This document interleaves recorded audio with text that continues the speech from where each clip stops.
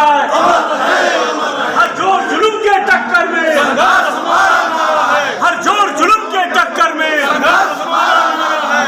हर जोर जुल्म के टक्कर में संघर्ष हमारा नारा है। हमारी मांगे पूरी हो चाहे जो मजबूरी हो। हमारी मांगे पूरी हो चाहे जो मजबूरी हो। जिंदाबाद जिंदाबाद जिंदाबाद संघर्ष जिंदाबाद जिंदाबाद जिंदाबाद सत्यमेव जयते सत्यमेव जयते।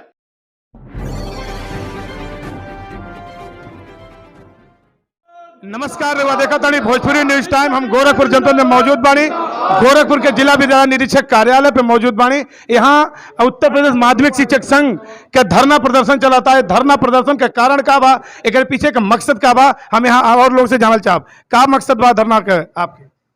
प्रांतीय नेतृत्व के आह्वान पर 17 सूत्री मांग है और उन मांगों के समर्थन में प्रदेश के सभी जनपदों पर जिला विद्यालय निरीक्षक कार्यालय पर धरने का आयोजन किया गया है।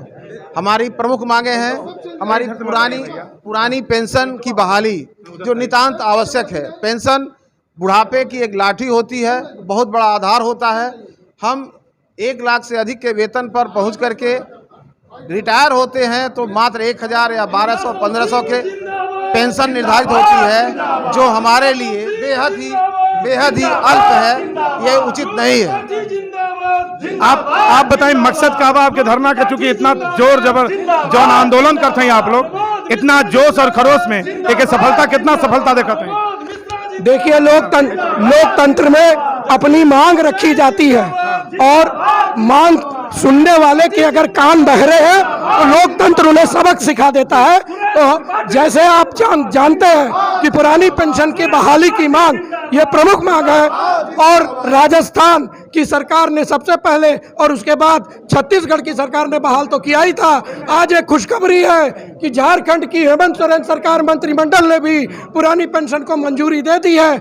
ऐसे ही देश की सभी सरकारों को, राज्य सरकारों को पुरानी पेंशन माननी पड़ेगी, क्योंकि ये जनता के दिल की आवाज़ है, ये शिक्षक कर्मचारियों की एक बुलंद हौसलों की आवाज़ है और इसे इसी तरह से मानना पड़ेगा। ये लोकतंत्र की कामयाबी है। हेमंत सोरेन सरकार को बधाई और यहाँ उपस्थित सारे शिक्षक कर्मचारियों को बधाई कि ये आगाज है कि आपकी सरकार को भी ये मानना पड़ेगा, क्योंकि लोकतंत्र में पहरा नहीं रहा जा सकता है। शिक्षक एकता जिंदाबाद। झारखंड के सरकार के का रोड मैप तैयार जौन बनौलत झारखंड के सरकार का उत्तर प्रदेश सरकार मानी? अब कोनो बाधिकारी तो बाना है ऊपर, लेकिन लोकतंत्र में जो जनता का ताकत होले और संगठित जनता का जो ताकत होले ओके अंततः तो सरकार के तो स्वीकार कर ही के पड़ी। और जितना जल्दी सरकार स्वीकार कर ले उतना जल्दी ओकर मान सम्मान भी बचल रही, ओकरे खिलाफ माहौल भी नहीं बनी और कर्मचारी के बुढ़ापा का जो लाठी छीन लिया गई बा वो उनके दोबारा मिल जाएगी। अब आप देखें कि बहुत ऐसा प्रकरण सामने आयल बा जोने में सेवानिवृत्त होके वाला शिक्षक या कर्मचारी 1 लाख के आसपास वेतन पावता है। अब पेंशन होके मिलती है 450 रुपया महीना, 700 रुपया महीना, 1000 रुपया महीना। तो आप बताएं कि वो अपन जीवन स्तर बनौले रख पाई? नेता लोगों के पेंशन से और नेता लोगों के वेतन से कर्मचारी और अध्यापक का तुलना नहीं कर जा सकेला। ये ले कि आए दिन जो हमन का प्रिंट मीडिया में या इलेक्ट्रॉनिक मीडिया में देखा तानी वो में स्पष्ट बा कि नेता लोग आ शीर्ष अधिकारी लोग कौने तरीके से जेकर कौनो हैसियत नहीं रहा बा 20 साल पहले वो करोड़पति हो गई बा तो ओके पेंशन मिली। आज उन कर्मचारी अपने जीवन का महत्वपूर्ण 30 से 40 साल सार्वजनिक सेवा में, जनता की सेवा में लगा दिले बा, ओके अपन जीवन स्तर बनाए रखे के लिए पर्याप्त पेंशन नहीं मिली। तो ये बहुत अन्यायपूर्ण बा और लोकतंत्र में ये तरह का अन्याय ज़्यादा दिन तक चल नहीं सकेला। सबसे मुख्य मुद्दा का बा आपके जो सबसे बहुत जरूरी बा?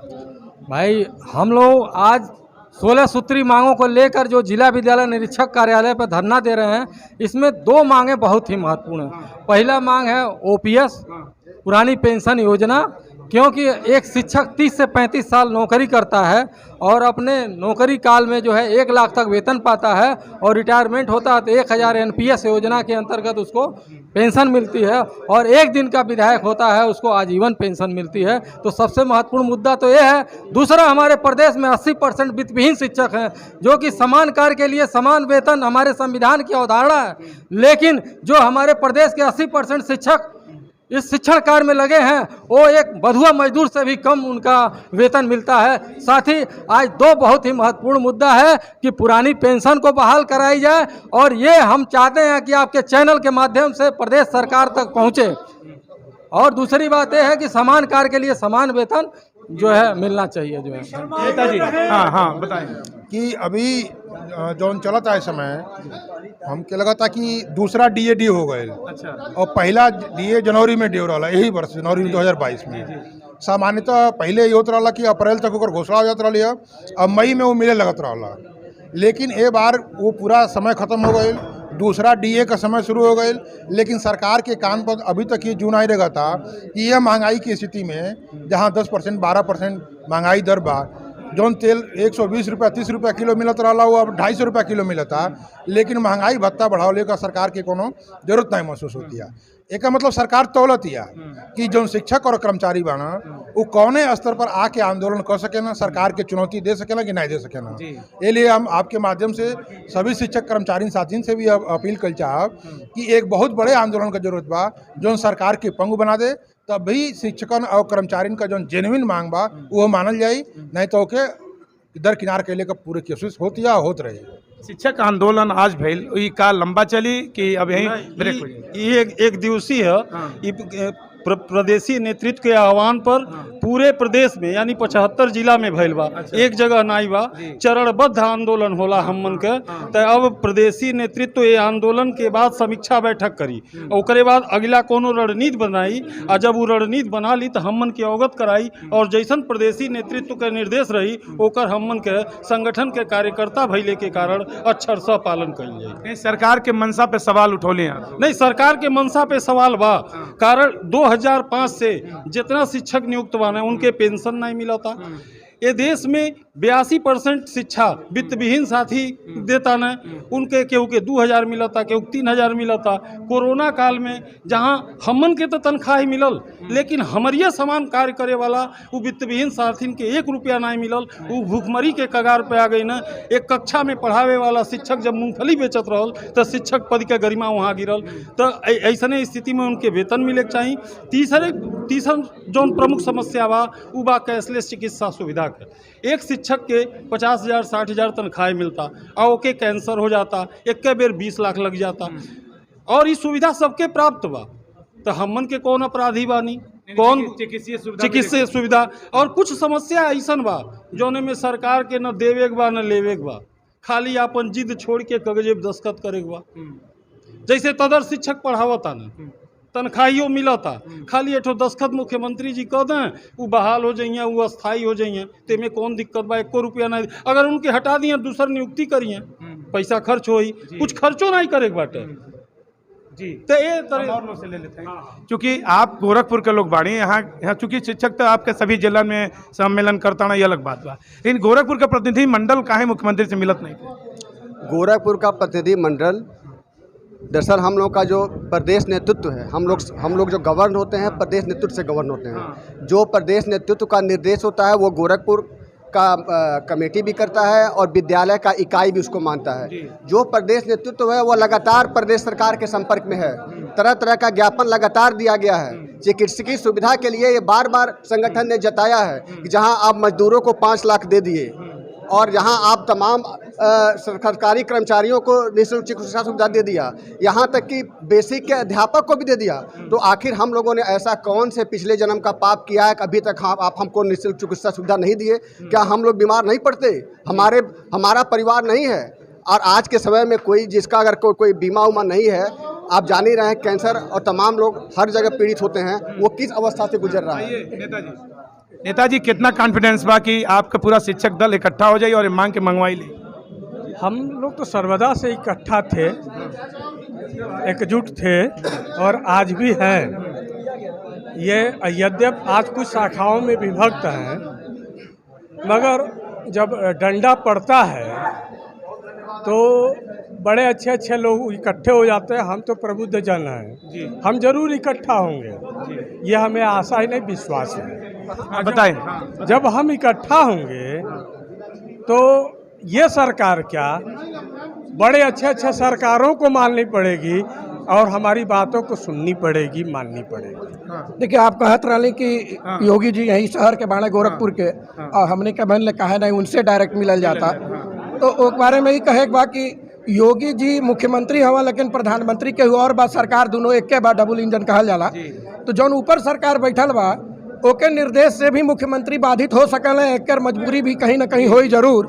नहीं तो यह योगी जी जब सांसद रहा है तो मनमोहन सिंह जब प्रधानमंत्री रहा तो एक पत्र लिखले रहा कि कोनो समस्या नहीं बा, पुरानी पेंशन बहाल किया जाए और नई पेंशन वालन के जौन कटल बा पैसा एनपीएस में तौन जीपीएफ में डाल दिया जाए। तो तौन चीज़ जौन योगी जी के कलम से तब संभव रहा, अब तो में ताकत आ गई बा।